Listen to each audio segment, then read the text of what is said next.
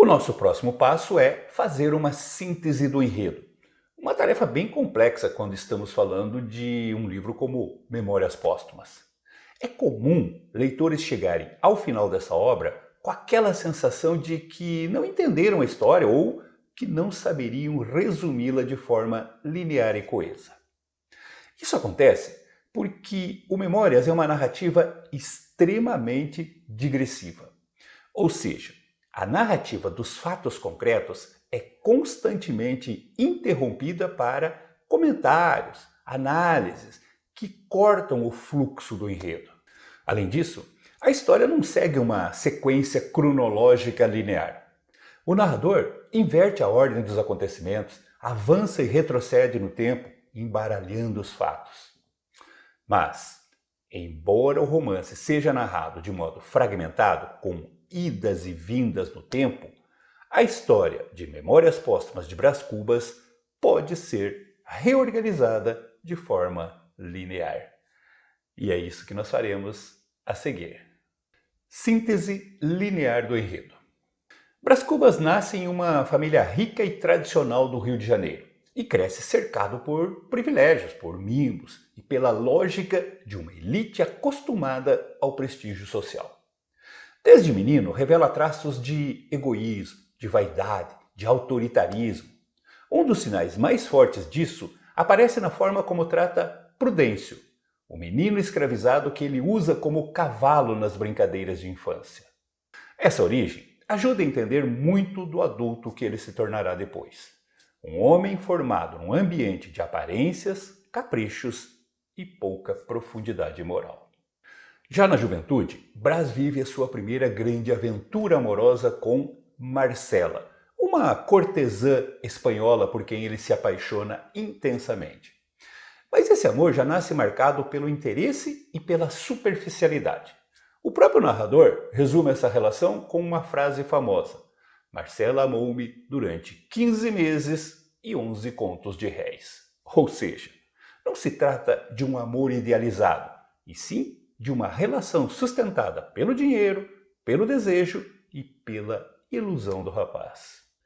Quando o pai percebe o escândalo e os gastos excessivos do filho, decide afastá-lo daquele ambiente e o envia para a Europa, mais precisamente para Coimbra, com a intenção de transformá-lo em um homem sério.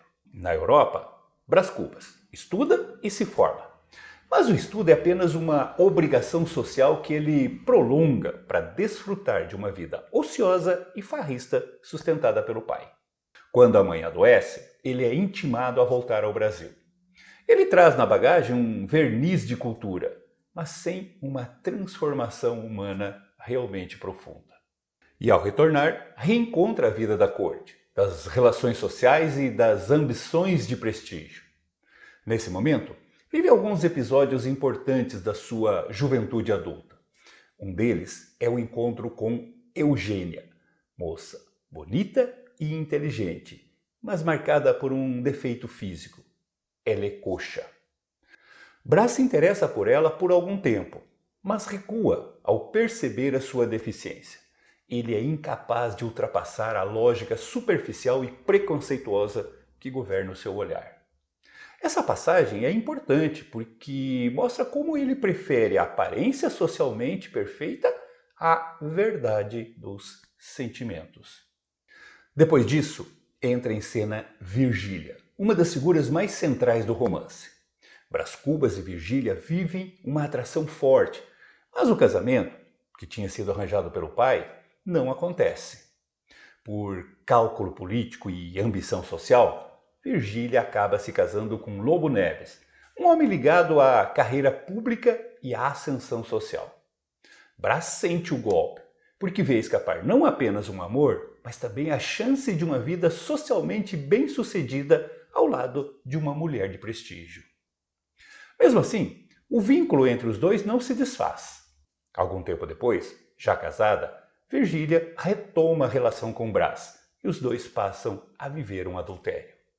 Esse caso amoroso clandestino ocupa uma parte muito importante do romance. E, para manter esse relacionamento em segredo, Brás e Virgília contam com a ajuda de Dona Plácida, mulher pobre que acaba funcionando como cúmplice e protetora dos encontros dos dois. A famosa Casa de Gamboa se torna o espaço do romance adúltero, do desejo escondido e também da hipocrisia social. Ao mesmo tempo em que os dois amantes tentam viver uma paixão intensa, o romance mostra que essa relação também está contaminada por vaidade, por cálculo, por conveniência. Brás não se transforma moralmente por amar Virgília, e Virgília também não rompe de verdade com os mecanismos sociais que aprendem a posição que conquistou. Brás Cubas chega a pedir que Virgília largue o marido e passe a viver com ele, mas ela recusa. Com o tempo, a situação se desgasta. A carreira política de Lobo Neves cria obstáculos ao adultério, principalmente quando surge a possibilidade dele assumir uma presidência de província, e aí tem que mudar do Rio de Janeiro. Essa mudança ameaça a continuidade do caso amoroso. A relação entre Brás e Virgília vai perdendo força, passando do entusiasmo à rotina, da intensidade ao desgaste. Aos poucos, o romance clandestino se desfaz e Brás segue a sua vida carregando mais uma experiência frustrada, sem ter construído nada sólido, nem no amor, nem na vida pública. Em paralelo a essas desilusões amorosas, Brás Cubas tenta encontrar algum lugar de destaque na sociedade. Flerta com a política, deseja cargos, imagina glórias, mas nunca realiza nada de grande importância. Ele quer reconhecimento, quer influência, quer nome, mas a sua trajetória é feita mais de expectativa do que de realização. E é nesse período que reaparece um amigo de infância, o Quincas Borba, figura excêntrica e marcante do romance, que mais tarde desenvolverá a famosa filosofia do humanitismo.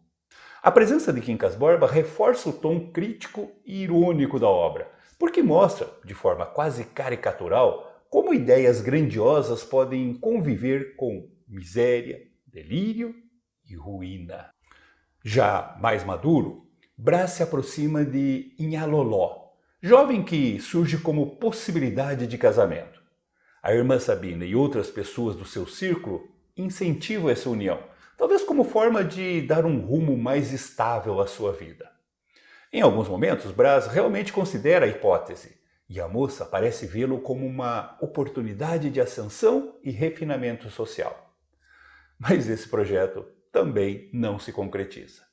Inhá Loló morre antes que o casamento aconteça. E mais uma vez, a vida de Brás Cubas se encaminha para o vazio. Ele continua sem esposa, sem filhos, sem obra importante e sem um destino realmente construído. Ao longo dos anos, Brás observa a decadência de pessoas à sua volta.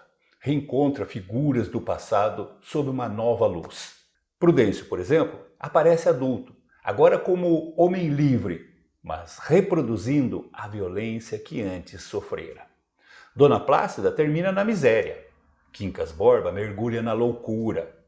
Esses reencontros são fundamentais porque mostram que o romance não está contando apenas a vida de um indivíduo, mas revelando uma sociedade inteira, marcada pela desigualdade, pela exploração, pela vaidade e pela repetição de violências. Na sua velhice, Brás Cubas continua sendo um homem ocioso, vaidoso, inconcluso. Sem ter construído uma carreira notável, sem ter formado família e sem ter deixado um legado real, ele passa a alimentar a ideia de criar o emplasto Brás Cubas, um medicamento que supostamente curaria a melancolia da humanidade. A invenção parece grandiosa, mas nasce muito mais do desejo de glória pessoal do que de verdadeira filantropia. Enquanto se ocupa dessa ideia fixa, Brás adoece, contrai uma pneumonia e morre. É a partir dessa morte que ele decide narrar a sua vida, assumindo a posição original de defunto autor. Depois de recontar a sua trajetória, o saldo final é profundamente irônico. Brás Cubas percebe que sua existência foi marcada mais pela vaidade, pela frustração e pela esterilidade do que por qualquer realização efetiva. Não foi grande político, não foi grande inventor, não teve um casamento feliz, não deixou descendentes. E é justamente nessa conclusão amarga que o romance encontra uma das suas chaves mais fortes. A vida de Brás Cubas, organizada em ordem linear, parece a história de um homem privilegiado que teve tudo para vencer segundo os critérios do seu mundo, mas terminou sem construir nada realmente valioso. Por isso, sua narrativa é, ao mesmo tempo, a memória de uma vida individual e o retrato crítico de uma elite vazia, elegante por fora, mas profundamente falha por dentro.